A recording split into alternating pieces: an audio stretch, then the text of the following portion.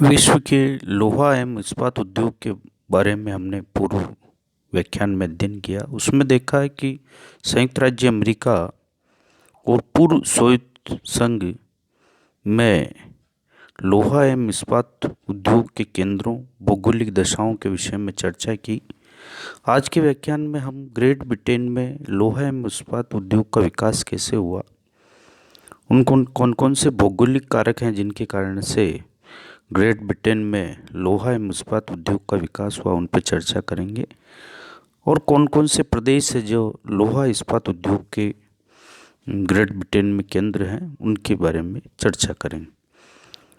Great Britain में लोहा एवं इस्पात उद्योग के विकास के कारक की हम बात करें तो लोहा एवं इस्पात उद्योग के विकास के लिए सबसे अधिक मात्रा में लौह अयस्क की आवश्यकता होती है, जो ग्रेट ब्रिटेन में उपलब्ध हैं। इसके लौह इस्पात उद्योग के लौह अयस्क के जो प्रमुख केंद्र हैं उनमें उत्तरी पश्चिमी इंग्लैंड में नॉर्थम्बर्ड, डरबन और कम्बरलैंड क्षेत्र प्रमुख लौह अयस्क के केंद्र हैं, जो उत्तरी पश्चिमी इंग्लैंड में है।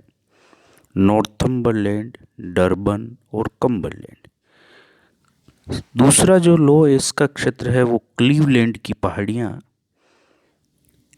तीसरा स्टैफोर्डशायर क्षेत्र में लौह अयस्क उपलब्ध हैं। और चौथा जो है स्कॉटलैंड और एडिनबरा क्षेत्र, स्कॉटलैंड की घाटी और एडिनबरा क्षेत्र में लौह अयस्क पाया जाता है। लौह अयस्क की उपलब्धता के साथ साथ उसे पर्याप्त मात्रा में नहीं होने के कारण से स्वीडन, स्पेन, फ्रांस, कनाडा, दक्षिण अफ्रीका और अल्जीरिया जैसे देशों से ग्रेट ब्रिटेन को अपनी मांग की आपूर्ति के लिए लौह अयस्क का आयात करना पड़ता है। स्पेन और स्वीडन और फ्रांस तीन ही यूरोपीय राष्ट्र हैं जिनसे ग्रेट ब्रिटेन लौह अयस्क का आयात करता है और उनको लौह इस्पात उद्योग में उपयोग में लिया जाता है। लौह इस्पात उद्योग के विकास के लिए दूसरा जो साधन है वो है शक्ति के साधन के रूप में कोयला। कोयले की उपलब्धता ग्रेट ब्रिटेन में उपलब्ध है। कोयले के जो क्षेत्र हैं उनमें नॉर्थम्बरलैंड, डरहम कोयला क्षेत्र जो उत्तरी पश्चिमी भाग इंग्लैंड में फैला हुआ है। दूसरा क्षेत्र है यॉर्कशायर, डर्बीशायर, नॉटिंघम शायर कोयला के प्रमुख क्षेत्र हैं। तीसरा क्लीवलैंड की घाटी प्रमुख कोयला क्षेत्र हैं जहां लौह अयस्क भी मिलता है। लंकाशायर क्षेत्र, मिडलैंड, दक्षिणी स्टैफोर्डशायर, वारविकशायर,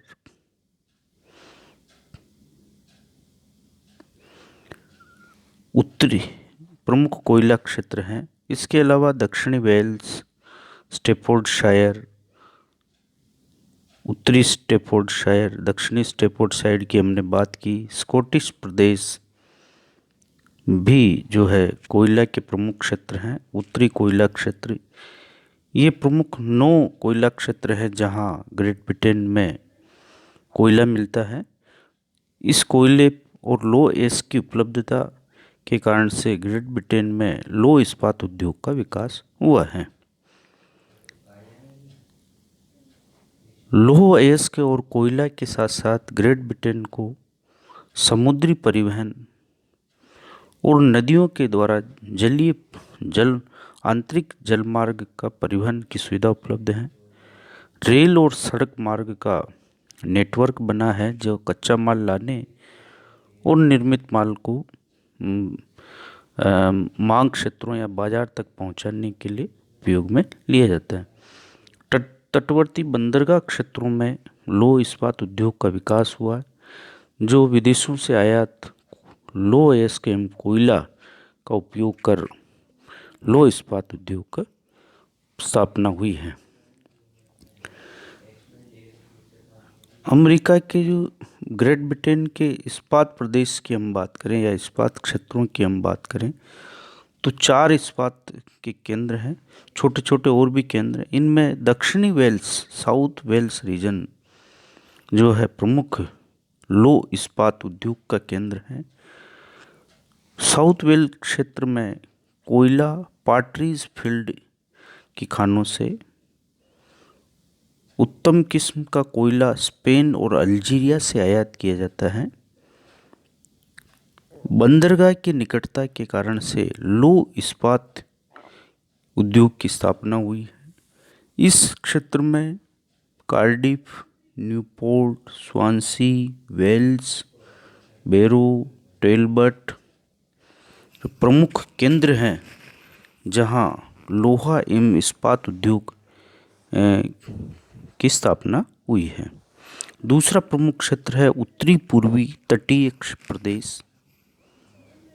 उत्तरी पूर्वी तटीय प्रदेश में लो इस्पात उद्योग के लिए जो आवश्यक दशाएं हैं उनमें लो एस्क क्लीवलैंड की खानों से प्राप्त होता है, कोयला नॉर्थम्बरलैंड और डरहम की खानों से, और टीज नदी के मुहाने पर जो बंदरगाह है उनसे यातायात की सुविधा उपलब्ध होती है। इन सुविधाओं के आधार पर मिडिल्सबर्ग, बरो, जो Newcastle, South Shields, Sunderland, Darlington, Stockton, Hartlepool और South Shields Hartlepool South Shields इस्पात के केंद्र प्रमुख विकसित हुए हैं उत्तरी पूर्वी क्षेत्र में। तीसरा प्रमुख क्षेत्र है वो है दक्षिणी यॉर्कशायर प्रदेश। ब्रिटेन का लो इस्पात का प्रमुख केंद्र है दक्षिणी यॉर्कशायर प्रदेश। दक्षिणी यॉर्कशायर प्रदेश में लो एस्क स्थानीय रूप से कुछ प्राप्त होता है लो एस्क, और शेष मात्रा जो है स्वीडन के से आयात की जाती है। कोयला स्थानीय रूप से उपलब्ध है, साथ ही वनों से जो लकड़ी प्राप्त होती है उसको जलाकर कोयला बनाया जाता है, उसका जो है लो इस्पात उद्योग में प्रयोग किया जाता है। इस क्षेत्र में जो तीव्र प्रवाही नदियां हैं, तीव्रवाही नदियां, उनसे जल प्राप्त होता है।